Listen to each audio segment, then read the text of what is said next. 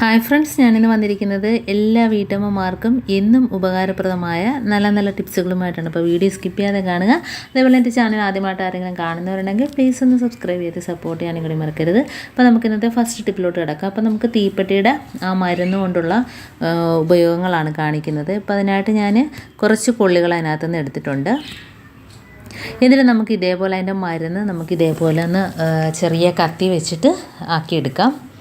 അപ്പം നല്ല പെട്ടെന്ന് തന്നെ അതിൻ്റെ പൊടി പോലെ അങ്ങ് വന്നോളും കേട്ടോ. കുറച്ച് മാത്രം മതി, കാരണം നല്ലൊരു എഫക്റ്റാണ് ഈ തീപ്പെട്ടിക്കൊള്ളിയുടെ മരുന്ന്. അപ്പം നമുക്കിത് വെച്ചിട്ട് എലിയും പല്ലിയും പാറ്റയൊക്കെ എല്ലാത്തിനെയും ഒന്നിച്ച് തുരത്താനായിട്ട് പറ്റും. ഇപ്പോൾ അതാണ്ട് ഇത്രയും കൊള്ളിയുടെ മരുന്നാണ് എടുത്തിരിക്കുന്നത്. അപ്പോൾ നമുക്ക് വളരെ ഈസി ആയിട്ട് നിസ്സാരമായ സാധനങ്ങൾ വെച്ചിട്ട് തന്നെ പല്ലിയും പാറ്റയൊക്കെ ഇവിടുന്ന് പമ്പ കടത്താനായിട്ട് പറ്റും കേട്ടോ. അപ്പോൾ നമുക്ക് ആ കൊള്ളികളൊക്കെ എടുത്ത് മാറ്റിയതിന് ശേഷം ഈ പൊടിയിലോട്ട് കുറച്ച് ഗോതമ്പ് പൊടി ഇട്ട് കൊടുക്കാം. അപ്പോൾ അതൊരു മണം അടിച്ചിട്ട് അത് വന്ന് കഴിക്കണമല്ലോ. അപ്പോൾ ഗോതമ്പ് പൊടി ഇട്ട് കൊടുത്തിട്ടുണ്ട്. ഒരു സ്വല്പം മാത്രം മതി കേട്ടോ. അപ്പോൾ ഇതിൻ്റെയൊക്കെ അളവ് നിങ്ങൾക്ക് കൂട്ടുകയോ കുറയ്ക്കുകയൊക്കെ ചെയ്യാം. എത്രമാത്രം ഇതിൻ്റെയൊക്കെ ശല്യമുണ്ടോ അതിനനുസരിച്ച് ഇതിൻ്റെ അളവ് കൂട്ടാം. ഇപ്പോൾ കുറച്ച് പഞ്ചസാരയും കൂടി ഇട്ട് കൊടുത്തിട്ടുണ്ട്. ഒരു 1/2 സ്പൂൺ അളവിൽ പഞ്ചസാരയും 1 സ്പൂൺ അളവിൽ ഗോതമ്പ് പൊടി ഇട്ട് കൊടുത്തിട്ടുണ്ട്. അപ്പം നമുക്ക് തീപ്പെട്ടിക്കൊള്ളിയുടെ മരുന്നിൻ്റെ അനുസരിച്ചിട്ട് വേണം ഇതിൻ്റെയൊക്കെ അളവെടുക്കാൻ. കാരണം കൂടിപ്പോയാൽ അത്ര ഒരു എഫക്റ്റ് കൊടുക്കത്തില്ല. അപ്പോൾ ഇതേപോലെ ഒന്ന് ഇളക്കിയെടുക്കുക ഉണ്ടോ. അപ്പോൾ ഇത്രയും മാത്രം മതി. ഇതിനകത്ത് വെള്ളം ഒഴിച്ച് കുഴയ്ക്കുകയോ ഒന്നും വേണ്ട. നമുക്ക് ഇതേപോലെ തന്നെ പല്ലി പാറ്റ വരുന്ന സ്ഥലത്ത് വെച്ച് കൊടുക്കാം. അതേപോലെ എലി വരുന്ന സ്ഥലത്ത് വെച്ച് കൊടുക്കാം. അതൊക്കെ വന്ന് നക്കി കഴിച്ചിട്ട് പോകും.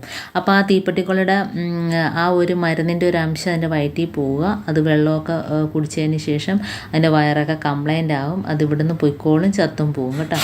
അപ്പോൾ ഇതേപോലെ ചെയ്യാത്തവരൊക്കെ ഒന്ന് ചെയ്ത് നോക്കാം. വളരെ ഈസി ആയിട്ട് നിസ്സാര സാധനങ്ങൾ വെച്ചിട്ട് നമുക്ക് കെമിക്കലും കാര്യങ്ങളൊന്നും ഇല്ലാതെ നമുക്ക് വീട്ടിൽ ചെയ്തെടുക്കാനായിട്ട് പറ്റുന്ന കിടിലൻ ടിപ്സുകളാണ് ഞാൻ കാണിക്കുന്നത്. ഇനി നമുക്ക് തീപ്പെട്ടിക്കൊള്ളിയുടെ ഉപയോഗം എന്ന് വെച്ചാൽ അത് നമുക്ക് കുറച്ച് പാത്രത്തിൽ വെള്ളം ഒഴിച്ചൊന്ന് തിളപ്പിക്കുക. ഈ തീപ്പെട്ടിക്കൊള്ളി ഇട്ടിട്ട് ഒന്ന് തിളപ്പിക്കുക. അപ്പോൾ അതിൻ്റെ മരുന്നെല്ലാം അതിനകത്ത് ഇറങ്ങി കിട്ടും. ഇനി ആ വെള്ളം വെച്ചിട്ടാണ് നമുക്ക് ചെയ്യേണ്ടുള്ളത്. അപ്പോൾ അതിനായിട്ട് 5-6 കൊള്ളി ഇട്ട് കൊടുക്കുന്നുണ്ട്. ഈ മരുന്നെല്ലാം അതിനകത്തോട്ട് ഇറങ്ങി കിട്ടും. നല്ലോണം ഒന്ന് തിളച്ച് വരട്ടെ. ഒരു 1/2 ഗ്ലാസ് വെള്ളമേ ഞാൻ ഒഴിച്ചു കൊടുത്തിട്ടുള്ളൂ. അപ്പോൾ അതിൻ്റെ മരുന്നെല്ലാം ഇറങ്ങി ആ കളറെല്ലാം അതിനകത്ത് ഇറങ്ങി കിട്ടട്ടെ. അന്നേരം നമുക്ക് അതിൻ്റെ കൊള്ളി എടുത്ത് കളയാം. ഉണ്ടോ, എല്ലാം തണുത്ത് വന്നിട്ടുണ്ട്. ഇനി നമുക്കൊന്ന് അരിച്ചെടുക്കാം. അപ്പോൾ അരിച്ചെടുക്കേണ്ട, ആ കൊള്ളി പെറുക്കി കളഞ്ഞാൽ മതി. കാരണം അതിനകത്ത് കിടക്കുന്ന ബാക്കി മരുന്നൊക്കെ നമുക്ക് അതിനകത്ത് തന്നെ തിരിച്ച് ഇട്ട് കൊടുക്കാം കേട്ടോ. ഉണ്ട്, ഈ മരുന്നിന് കളയേണ്ട ആവശ്യമില്ല. അപ്പോൾ ഒരു നല്ലൊരു റോസ് കളർ വന്നിട്ടുണ്ട് ആ മരുന്ന് ഇറങ്ങിയിട്ട്. ഇനി നമുക്ക് ഇതിനകത്ത് ചെയ്ത് കൊടുക്കേണ്ടതെന്ന് വെച്ചാൽ ഒരു സ്വല്പം ഗോതമ്പ് പൊടിയൊന്ന് കലക്കി കൊടുക്കുക. കാരണം അതിന് ഒരു ടേസ്റ്റ് കിട്ടണമല്ലോ. അപ്പോൾ അതിനായിട്ട് കുറച്ച് ഗോതമ്പ് പൊടിയൊന്ന് കലക്കി കൊടുക്കുന്നുണ്ട്. അതേപോലെ അതിനൊരു സ്വല്പം പഞ്ചസാരയും കൂടെ അതിനകത്ത് ഇട്ട് കൊടുക്കുക. എന്നിട്ട് നമുക്ക് ഇതേപോലെ തന്നെ നമുക്ക് എലിക്ക് പുറത്തു കൊണ്ടൊക്കെ വെച്ച് കൊടുക്കാം കേട്ടോ. എലിക്കാണേലും പല്ലിക്കാണേലും കബോർഡിനകത്തൊക്കെ വെച്ച് കൊടുക്കാതെ നക്കി കുടിച്ചോളും. അപ്പോൾ അതിൻ്റെ മരുന്ന് ഫുൾ അതിൻ്റെ വയറ്റിൽ പോയിട്ട് പ്രശ്നം ഉണ്ടായിക്കോളും കേട്ടോ. അപ്പോൾ അതിൻ്റെ വയറൊക്കെ അങ്ങ് വീർത്തിട്ട് ഭയങ്കര ഒരു വെപ്രാളമായിരിക്കും. ഇപ്പോൾ സ്വല്പം പഞ്ചസാരയും കൂടെ ഇട്ട് കൊടുത്തിട്ടുണ്ട്. കാരണം അത് കുടിച്ച് തീർക്കണമല്ലോ. അപ്പോൾ അതിനായിട്ട് 2 ചേർത്ത് കൊടുത്തിട്ടുണ്ട്. അപ്പോൾ നമുക്ക് വീട്ടിൽ തീപ്പെട്ടിക്കൊള്ളി ഉണ്ടെങ്കിൽ ഇതുപോലെ ഒന്ന് ചെയ്ത് നോക്കാം. നല്ലൊരു എഫക്റ്റാണ്. അപ്പം നമ്മൾ വീട്ടിൽ ചെയ്ത് റിസൾട്ട് കിട്ടുന്നതാണ് നിങ്ങളോട് ഷെയർ ചെയ്യുന്നത്. അപ്പോൾ ഇതേപോലെയൊക്കെ ഒന്ന് ചെയ്ത് നോക്കുക. വളരെ ഈസിയായ ടിപ്സാണ് കാണിക്കുന്നത്. ഇപ്പോൾ നമ്മൾ കിച്ചണിലൊന്നും ഉപയോഗിക്കാത്ത ടിന്നെടുക്കുക.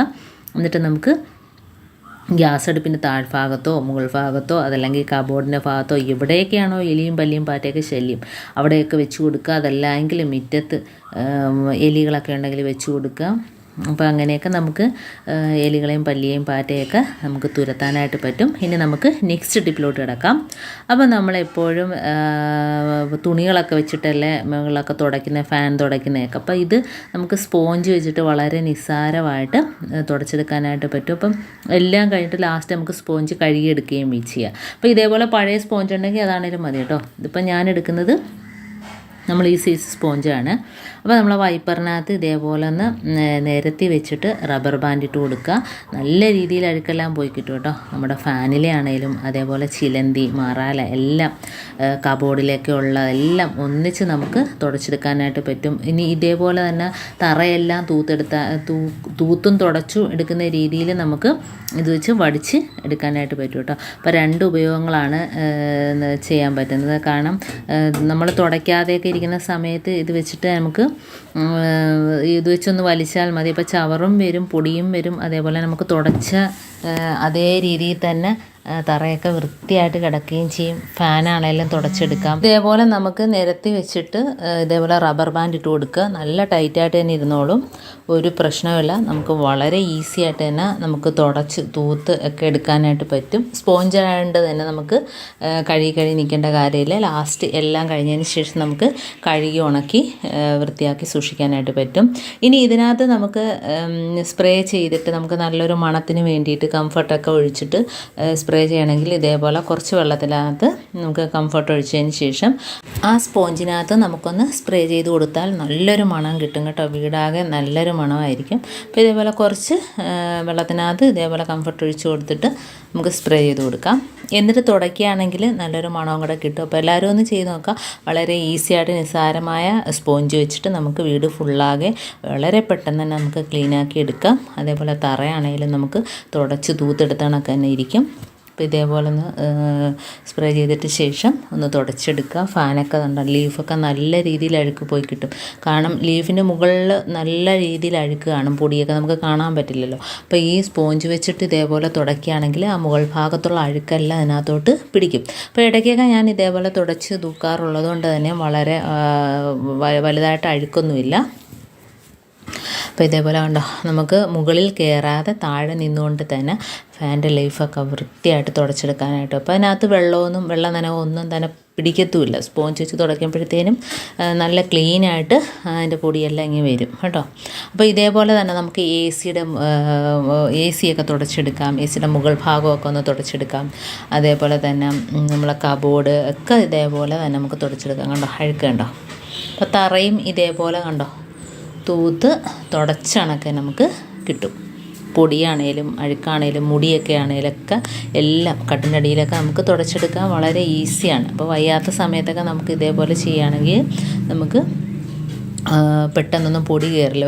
ഒരുപാട് ദിവസം നമുക്ക് തുടച്ചണക്ക് തന്നെ കിടക്കും. അതേപോലെ എ സിയുടെ മുകൾ ഭാഗമൊക്കെ കണ്ടോ നല്ല രീതിയിൽ പൊടിയൊക്കെ ഉണ്ട്. അപ്പോൾ അത് നമുക്ക് ഇങ്ങനെ തന്നെ തുടച്ചെടുക്കാം. അപ്പോൾ താഴെ നിന്നുകൊണ്ട് തന്നെ നമുക്ക് വളരെ ഈസി ആയിട്ട് കണ്ടോ ക്ലീനാക്കി എടുക്കാവുന്നതാണ്. അതേപോലെ നമുക്ക് മാറാലേക്ക് അടിക്കുന്നതിന് വേണ്ടിയിട്ട് ഇതേപോലെ ഒന്ന് നമുക്ക് തുടച്ച് എടുക്കാം കേട്ടോ. അപ്പോൾ അതിനകത്തുള്ള ആ ഒരു കംഫർട്ടിൻ്റെ മണവും അതേപോലെ തന്നെ ആ ഒരു സ്മെല്ലടിച്ചിട്ട് ചിലന്തി ഒന്നും വരില്ല. നല്ല രീതിയിൽ ഭിത്തിയെല്ലാം ക്ലീനായിട്ട് കിട്ടും കണ്ടോ. മാറാലെ ഒന്നും പിടിക്കത്തില്ല.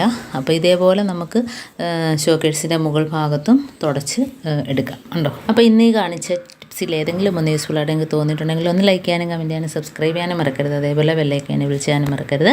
എന്നാൽ മാത്രമേ ഞാനിടുന്ന ഓരോ വീഡിയോസ് നിങ്ങളുടെ മുമ്പിൽ നോട്ടിഫിക്കേഷനായി എത്തുകയുള്ളൂ. അപ്പോൾ ഇനിയും ഇതുപോലുള്ള നല്ല നല്ല ടിപ്സുകളുമായിട്ട് വീണ്ടും കാണാം. അതുവരേക്കും താങ്ക്സ് ഫോർ വാച്ചിങ്.